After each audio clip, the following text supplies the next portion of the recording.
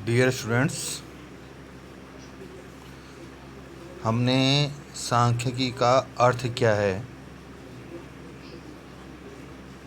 ये अब तक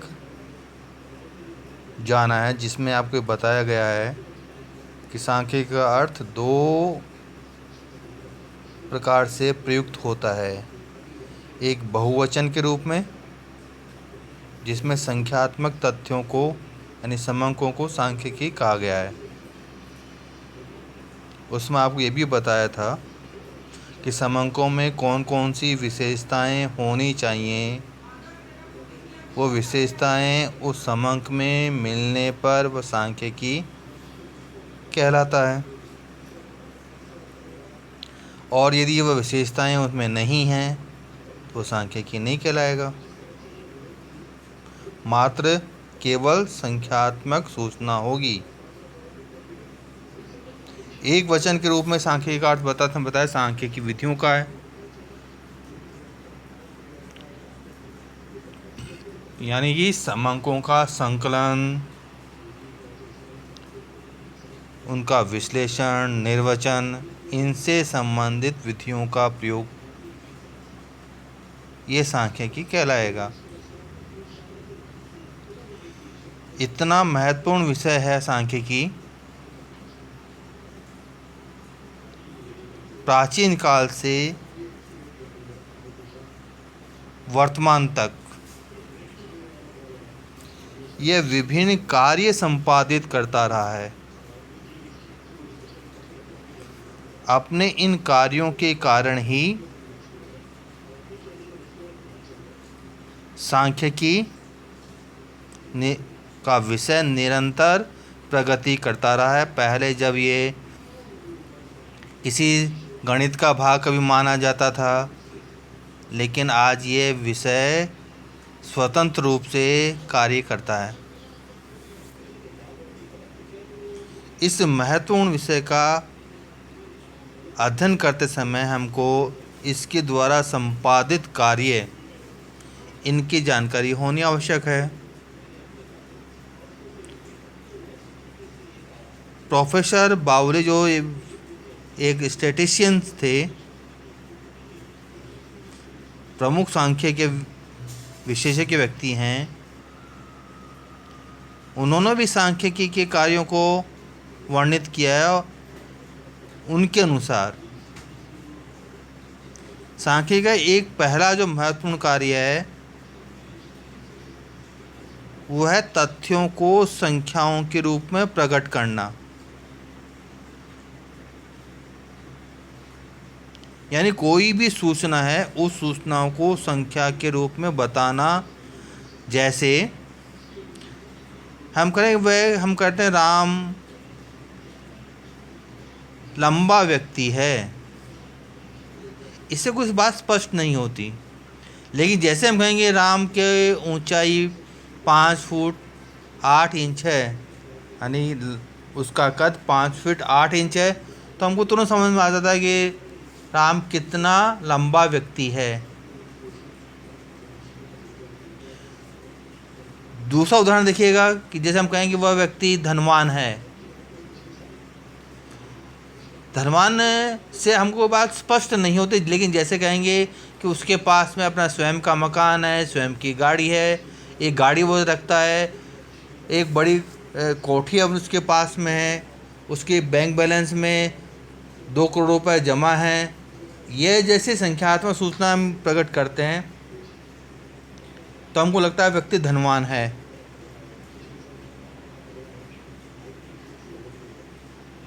इसी तरह सांख्यिकी का दूसरा जो महत्वपूर्ण कार्य है वह जटिल तथ्यों को सरल करना,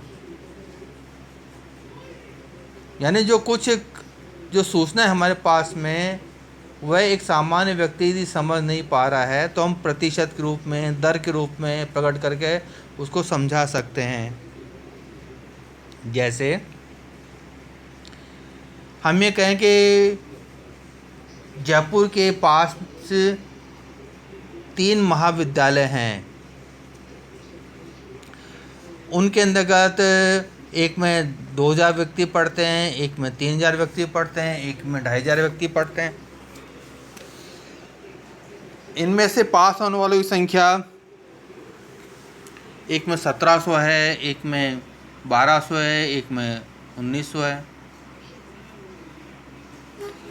इससे आम व्यक्ति समझ नहीं पाता। लेकिन जैसे हम कहते हैं कि भाई महाविद्यालय एक का परीक्षा परिणाम ये 80% है, दूसरे का 90% है, तीसरे का 95% है, तो आसानी से समझा जा सकता है। या इन्हीं को हम रेखा चित्र रूप में अभिव्यक्त कर दें तो भी जटिल तथ्य सरल रूप में समझे जा सकते हैं। और तीसरा सांख्यिकी का महत्वपूर्ण कार्य है तथ्यों की परस्पर तुलना करना,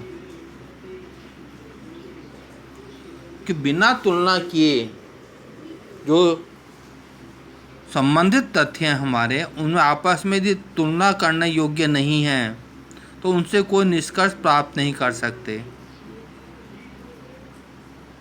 इसलिए समंकों में परस्पर तुलना के लिए हम अनुपात का प्रयोग कर सकते हैं, माध्यों का प्रयोग कर सकते हैं, प्रतिशत का प्रयोग कर सकते हैं।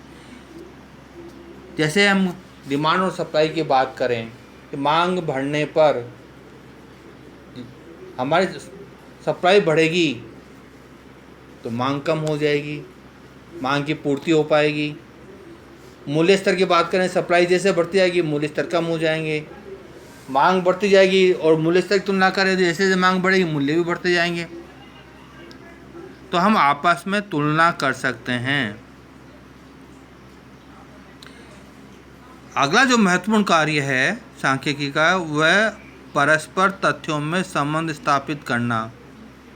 जैसे मैंने भी उदाहरण दिया कि मांग और मूल्य का, मूल्य स्तर का, पूर्ति और मूल्य स्तर का, इनमें आपस में जो संबंध है, या बारिश का और उत्पादन का, इनमें कोई संबंध है क्या? तो ये जो संबंध है सांख्यिकी विधियों के अंतर्गत सहसंबंध के द्वारा, प्रतिगमन के द्वारा ये संबंध हम स्थापित करते हैं। और अगला जो महत्वपूर्ण कार्य है वह व्यक्तिगत ज्ञान और अनुभव में वृद्धि करना। सांख्यिकी के माध्यम से हमारे व्यक्तिगत ज्ञान में भी वृद्धि होती है। जैसे एक विद्यालय के परीक्षा परिणाम दूसरे विद्यालय से जब तुलना करेंगे, हमें लगेगा कि परिणाम पहला विद्यालय का ज़्यादा अच्छा है। पहले विद्यालय में 90% विद्यार्थी पास होते हैं, दूसरे में 70% होते हैं। अब इसका विश्लेषण करें कि 90% क्यों, इसके पीछे कारण क्या है? क्या शिक्षक, योग्य शिक्षक उपलब्ध हैं क्या? पुस्तकालय उपलब्ध है क्या? विद्यालय का वातावरण अच्छा है क्या? ये सब कारणों से जब हम विश्लेषण करेंगे, सांख्यिकी विधियों का प्रयोग करेंगे, तो हमारे ज्ञान में वृद्धि होगी, हम परिणाम अच्छा प्राप्त कर पाएंगे। अगला जो महत्वपूर्ण कार्य है वह कार्य है नीति निर्धारण में सहायता करना।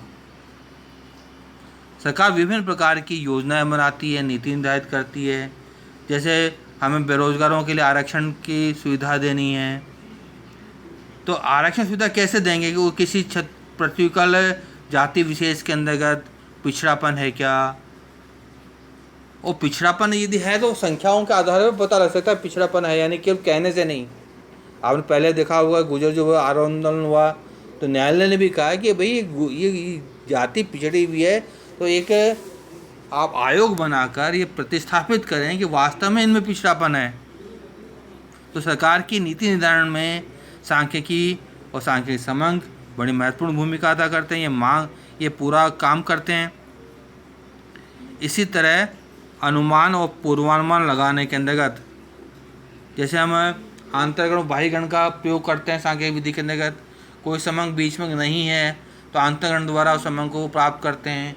हम भविष्य के लिए कोई अनुमान लगाना है तो बाह्यगण का प्रयोग करके समंक का अनुमान लगाया जाता है, ताकि हम सही प्रकार से नीतियों को क्रियान्वित कर सकें। एक और महत्वपूर्ण कार्य है वह है हमने जो पूर्व अवधारणा बनाई है उसकी जांच करना। जैसे अभी कोविड-19 का प्रयोग चल रहा है, महामारी। अब इसमें कोई दवा कारगर है या नहीं है, कि अमुक दवा कारगर है, तो ये सिद्ध करना कि हाँ ये दवा कारगर, जैसे 1000 व्यक्तियों को हमने दवा दी, 1000 में से 998 लोग उस दवा को लेने से ठीक हो गए, तो हम ये कह सकते हैं ये दवा कारगर है। तो हमने जो धारणा बनाई है उस धारणा को ये प्रमाणित करती है। ये कुछ महत्वपूर्ण कार्य हैं जो सांख्यिकी विषय का अध्ययन करके हम पूरा कर पाते हैं। और एक और, अब इसकी महत्व या इसका उपयोगिता क्या है सांख्यिकी, इसको थोड़ा देख लेते हैं हम। सांख्यिकी का महत्व, जैसे हम सांख्यिकी कार्य सांख्यिकी कार्यों को जब अध्ययन कर रहे थे तो बताया कि नीति निर्धारण में तो ऐतिहासिक तथ्य भी है कि सरकार जब सांख्यिकी का उपयोग करती है तो सबसे पहले जो हमारे आर्थिक नियोजन है उसके लिए आवश्यक है। आपको पता है कि हम पंचवर्षीय योजनाओं के द्वारा विकास किया। वर्तमान में सरकार जो भी नीतियाँ निर्धारित करती है वो नीतियाँ समंकों के आधार पर ही निर्धारित करती है। यदि हमारे पास में समंक नहीं है तो हम नीतियाँ नहीं बना सकते। इसीलिए आपने देखा केंद्रीय स्तर पर CSO, NSSO, ये 2 केंद्रीय सांख्यिकी संगठन, सेंट्रल स्टैटिस्टिकल ऑर्गेनाइजेशन, यह इनका काम ही केवल सूचना या संख्यात्मक सूचना एकत्रित करना नीति निर्धारण के लिए। जो हमारा प्रशासन है उस प्रशासन के अंतर्गत भी सांख्यिकी का बड़ा महत्व है कि किसी क्षेत्र में अपराध पर नियंत्रित करना है हमें, तो अपराध पर नियंत्रण करने के लिए हमें सोचना ही चाहिए कि इस एरिया में कितने अपराध हो रहे हैं, उनमें किस प्रकार के लोग सम्मिलित हैं, पढ़े लिखे लोग सम्मिलित हैं या ग्रामीण क्षेत्र के व्यक्ति सम्मिलित हैं या मद्य निषेध करने वाले व्यक्ति अपराध ज़्यादा करते हैं। इनकी जानकारी प्रशासन को होनी चाहिए। अर्थशास्त्र में भी महत्व है कि अर्थशास्त्र के अंतर्गत मांग और डिमांड और सप्लाई, डिमांड और प्राइस लेवल, सप्लाई और प्राइस लेवल, इनका अध्ययन करना ये आपके समंकों के आधार पर ही निर्भर है। इसलिए अर्थशास्त्र बिना समंकों के कुछ भी नहीं है। हमारा व्यापार, वाणिज्य, उद्योग, इनमें तो व्यापार की स्थापना से लेकर, यानी जब हम योजना बनाते हैं योजना से लेकर उत्पादन व्यवस्था, विक्रय व्यवस्था, प्रबंधकीय, अकाउंटिंग आदि, ऑडिटिंग आदि अनेक जो फंक्शंस होते हैं बिजनेस के अंतर्गत, उन सब के अंतर्गत सांख्यिकी महत्वपूर्ण भूमिका अदा करती है। यदि हमने डिमांड सही अनुमान लगा दिया कि हम जो व्यापार कर रहे हैं आने वाले समय में उसकी मांग कितनी होगी, उसके अनुसार उत्पादन करेंगे तो हम लाभ अधिकतम अर्जित कर पाएंगे। तो अधिक लाभ अर्जित करने के लिए सांख्यिकी का उपयोग आवश्यक है। ये सांख्यिकी बहुलक है। बहुलक विधि में बताता है कि सबसे ज़्यादा प्रचलित वस्तु कौन सी है। जैसे हम रेडीमेड गारमेंट का व्यवसाय करते हैं तो हमको लगता है कि भाई 36 नंबर से लेकर 40 नंबर तक की शर्ट सबसे ज़्यादा बिकी जाती है, पहनी जाती है, तो हम उन्हीं का उत्पादन करेंगे और अपना लाभ अधिकतम कर पाएंगे। तो इस प्रकार व्यवसाय, व्यापार, वाणिज्य के अंदर सांख्यिकी का महत्व है। इसी तरह चिकित्सा के क्षेत्र में भी, प्रबंध के क्षेत्र में भी सांख्यिकी का बड़ा महत्व है। यानी हम लास्ट में ये कह सकते हैं कि सांख्यिकी की उपयोगिता यूनिवर्सल है। कोई भी क्षेत्र ऐसा नहीं है जहाँ पर सांख्यिकी का महत्व नहीं हो। हम अपने परिवार के अंतर्गत भी अपनी फैमिली का बजट बनाते हैं कि फैमिली में आय क्या होगी, व्यय कितने होंगे, तो ये भी एक सांख्यिकी का रूप है। जब परिवार में हम सांख्यिकी का महत्व है, सरकार में सांख्यिकी का महत्व है, व्यापार वाणिज्य में सांख्यिकी का महत्व है, यानी कोई क्षेत्र ऐसा नहीं है जिसमें सांख्यिकी की उपयोगिता नहीं हो। तो ये सांख्यिकी के कुछ आज हमने कार्य और महत्व के बारे में जाना है। परीक्षा में सामान्य एक प्रश्न इनमें से हमको मिलता है कि सांख्यिकी का अर्थ बताइए, सांख्यिकी कार्य बताइए, उसके महत्व को रेखांकित कीजिए। आपको कोई भी बात कभी भी समझ में नहीं आ रही हो तो आप व्हाट्सएप पर अपनी सूचना दे सकते हैं, पूछ सकते हैं।